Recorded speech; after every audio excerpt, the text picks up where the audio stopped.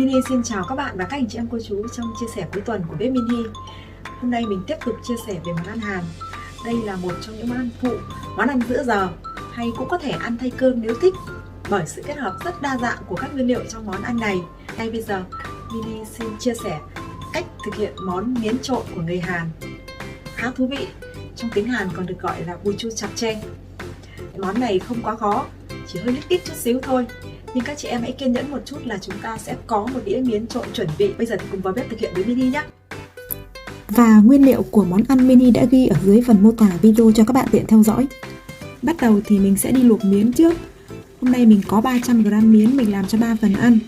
Đây là loại miến được làm từ khoai lang.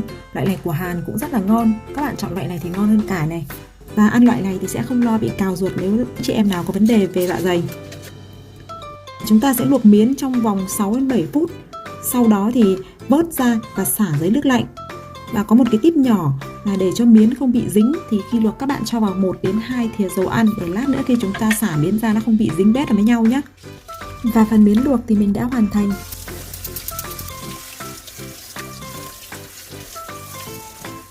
Tiếp đến là phần nấu nước sốt cho món miến hôm nay. Mình sử dụng 200ml nước tương đen loại chiên khan trang nhé, 150ml nước lọc, thêm vài nhánh tỏi. Các bạn có thể sử dụng 3 đến 5 nhánh tỏi, 2/3 củ hành tây, thêm vài trái nấm tươi. Sau đó các bạn sẽ đun sôi. Khi cái hỗn hợp nước này sôi rồi thì các bạn cho thêm 1 đến 2 thìa đường. Hôm nay mình sử dụng 1,5 thìa đường nâu như thế này.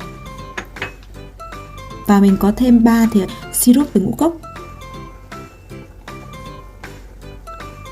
Và bây giờ thì chúng ta sẽ đậy nắp, đun tiếp khoảng tầm 20 phút. Nhưng các bạn nhớ là đun nhỏ lửa thôi, đun riu riu nhé. Làm như vậy thì các bạn sẽ có được một cái nước sốt rất là ngon, siêu ngon luôn đấy. Nó ngon hơn hẳn so với cách thông thường. Bây giờ thì sẽ chuyển sang sơ chế các loại rau đi kèm của món miến trộn. Vì là món miến trộn hẹ cho nên mình sử dụng 100g hẹ. Các bạn cắt ra khoảng tầm 5 đến 6cm như thế này là vừa ăn nhé. Và thêm vài cái nấm hương tươi, mình sử dụng từ 3 đến 5 cái là đủ. Các bạn cũng thái khoảng tầm 20mm như thế này là vừa này. Rồi tiếp theo thì mình sử dụng thêm một củ hành tây. Hành tây các bạn cũng thái như thế. Và cũng thêm vài cái nấm tai mèo nữa. Nấm tai mèo thì các bạn cũng thái vừa ăn. Và thêm 2/3 củ cà rốt. Cà rốt thì mình thái chỉ dài. Như vậy là phần rau thì chúng ta đã sơ chế xong nhé. Bây giờ chúng ta sẽ chuyển sang sơ chế phần thịt này. Tiếp theo sơ chế thịt. 3 phần ăn hôm nay mình sẽ sử dụng 300g thịt bò Hàn. Loại này cũng rất là mềm và ngon. Và để chú ý thì các bạn nhớ thái ngang thớ thịt để cho thịt nó mềm. Sau đó chúng ta sẽ tẩm ướp. Mình sử dụng 1/2 thìa tỏi bằm, một chút xíu muối hồng và một chút xíu tiêu bột. Sau đó mình cho thêm 1 thìa dầu mè nữa. Và chúng ta sẽ trộn đều cho ngấm gia vị. Thì các bạn để nghỉ khoảng tầm 10 đến 15 phút là ngon nhất nhé.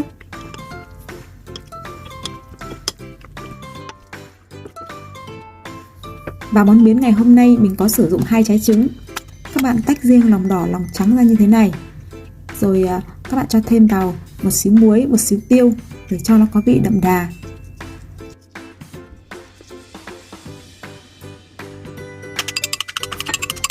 Đánh tan lòng trắng lòng đỏ riêng và cho lên chảo. Các bạn cũng tráng riêng, tráng được càng mỏng thì càng tốt. Mình cái chảo của mình hôm nay nó hơi to nên mình tráng nó cũng chỉ được như vậy thôi. Sau đó thì các bạn sẽ thái sợi dài ra để lát nữa khi mà món miến của chúng ta hoàn thành chúng ta sẽ trang trí lên trên và ăn kèm nó cũng rất là ngon và đẹp mắt nữa. Bây giờ là phần đi xào các loại rau củ mà chúng ta đã sơ chế. Nếu để ý các bạn sẽ thấy món miến trộn của người Hàn họ sử dụng hoàn toàn dầu mè. Và hôm nay mình cũng sử dụng 2-3 thìa dầu mè này. Mình sẽ cho lần lượt các loại rau củ mà vừa rồi mình đã sơ chế. Cho nấm vào này, hành này, cà rốt này. Và hẹ thì các bạn cho sau cùng, bởi vì hẹ thì nó rất là nhanh chín. Và mình cũng nêm một chút xíu gia vị. Các bạn lưu ý là khi nêm gia vị thì chỉ nêm nó hơi nhạt nhạt thôi, bởi vì một lát nữa chúng ta sẽ còn cái phần nước sốt để chúng ta trộn nữa. Cho nên là cái phần xào này thì mình chỉ lên một chút xíu muối, xíu tiêu. Cùng nấm thì bạn nào mà có thói quen ăn bột ngọt thì các bạn có thể cho thêm một chút. Nhưng mà mình thì từ lâu rồi mình không còn sử dụng cái gia vị đó. Trong quá trình xào thì mình sẽ cho thêm 1-2 thìa dầu mè nữa cho nó vừa. Đối với dầu mè thì nó rất là có lợi cho sức khỏe, vì vậy các bạn cũng không lo là bị cholesterol xấu. Với cái cách xào từng loại rau củ như thế này, nó sẽ đảm bảo vị ngọt tự nhiên của rau củ. Bởi vì mỗi loại rau củ nó có một cái thời gian chín khác nhau. Nếu như cho tất cả vào xào thì có loại thì lại chín trước, có loại thì lại chưa kịp chín. Khi các loại rau của chúng ta đã gần như chín tới, lúc này mới cho rau hẹ vào. Và bây giờ chúng ta chỉ đảo lơi tay một lần nữa. Như vậy là phần rau củ của chúng ta đã hoàn thành. Và rau củ thì mình cũng sẽ để riêng ra một cái đĩa để cho nó bớt nóng, cho nó nguội dần. Để khi lát nữa chúng ta trộn miến thì nó sẽ dễ hơn và sẽ ngon hơn.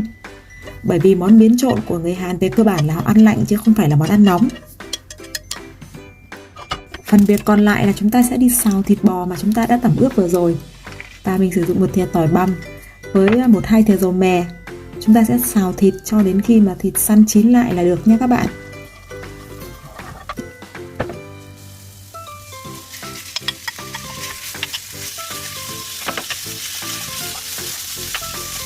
Khi thịt đã chín thì mình sẽ bỏ riêng ra một cái đĩa.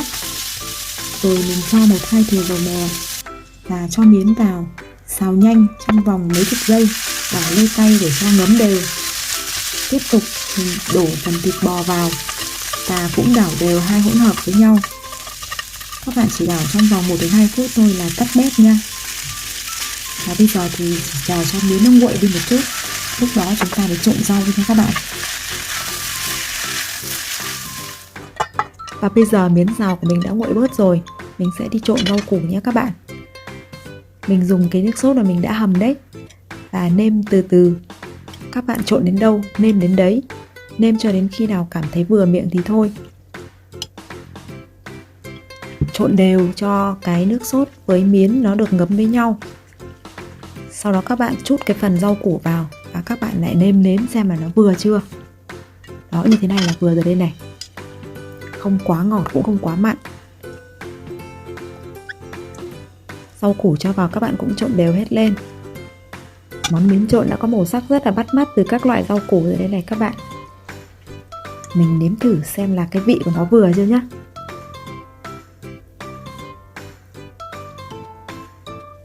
Wow, rất là vừa các bạn ạ.